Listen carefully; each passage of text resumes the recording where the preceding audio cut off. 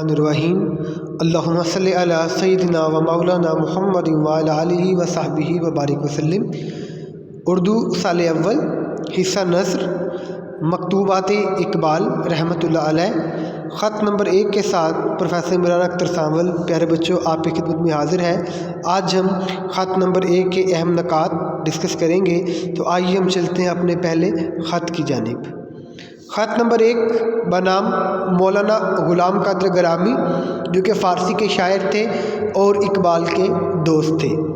अहम नुकात में देखिए, पहले नुकात में नुक्ते में हज़रत इकबाल की बीमारी, अल्लामा इकबाल अलैहिर्रहमा ने अपनी बीमारी का ज़िक्र किया है, जो कि उनके पाँव में शदीद दर्द है। उसके बाद उन्होंने 2 दावतों का ज़िक्र किया है। एक दावत रियाज़ुद्दीन की जानिब से है, जो कि सिराजुद्दीन के फ़र्जंद हैं। उनका कुतब का कारोबार है, वो ताजिर हैं, पब्लिशर भी हैं। एक दावत उनको आई है रियाज़ुद्दीन की तरफ से और दूसरी दावत उनको मिली है अंजुमन हमायत इस्लाम की तरफ से, जो उन्होंने दावत कबूल नहीं की।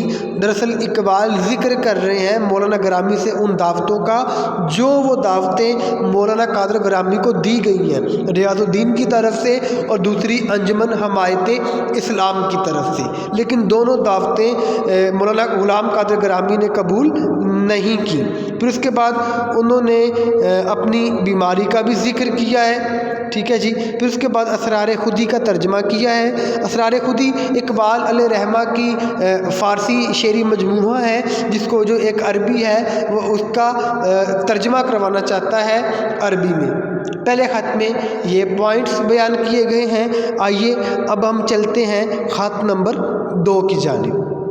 ख़त नंबर 2 है जो बेटा, वो बनाम अकबर इलाहाबादी के हैं, जो 14 सितंबर को लिखा गया है 1918 में।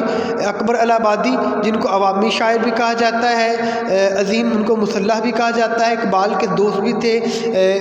इकबाल अहम नुकात में क्या बयान करते हैं? पहले वो दुआया कलमात से नवाजते हैं।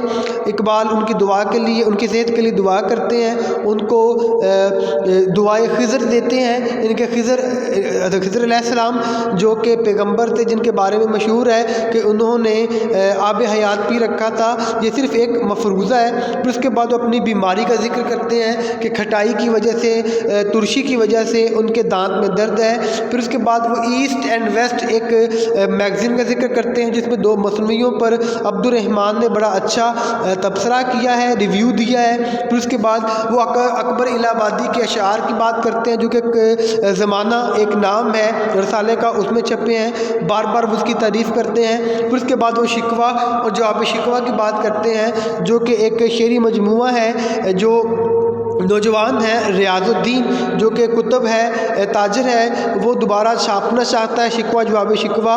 तो वो चाहता है कि इकबाल की इस किताब का दिबाचा पेशे लफ्ज़, यानी कि दिबाचा कहते हैं मुकदमे को, इंट्रो जो है वो अकबर इलाहाबादी लिखें। फिर इकबाल कहते हैं कि दिबाचा लिखने की दरख्वास्त की गई है, जबकि मुझे मालूम है कि आप ज़ईफ़ नातवा हैं, आप बुढ़ापे की उम्र में हैं, लेकिन उसके बावजूद वो जो रियाज़ुद्दीन है, जो नौजवान है, बरखुदार है, वो आपका गाइबाना मुरीद है, यानी कि वो आपसे मिला तो नहीं है मगर आपसे अकीदत काफ़ी दर्जे की रखता है। तो उसके बाद उन्होंने कोलकाता के फसादात की बात की है कि कोलकाता में उस वक्त बेटे आपको मालूम है कि बरसगीर पर हिंदू और मुस्लिम और पर ये अंग्रेज़ काबिज हो चुके थे, हिंदू मुसलमानों से मिल चुके थे, लिहाजा कोलकाता के फसादात का जिक्र किया गया। वहाँ पे एक एहतजाजी जलसा है जिसमें इकबाल को दावत दी गई है, लेकिन जब वो ख़त इकबाल ने अपने वालिद ग्रामी को दिखाया तो उन्होंने इस खदशे का इज़हार किया कि हुकाम ये जलसा नहीं होने देंगे, और आखिरकार वही हुआ,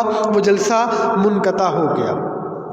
ये थी जी बेटा 2 आपके ख़त, उनके अहम नुकात। उम्मीद है कि वो आपको समझ में आ गए होंगे।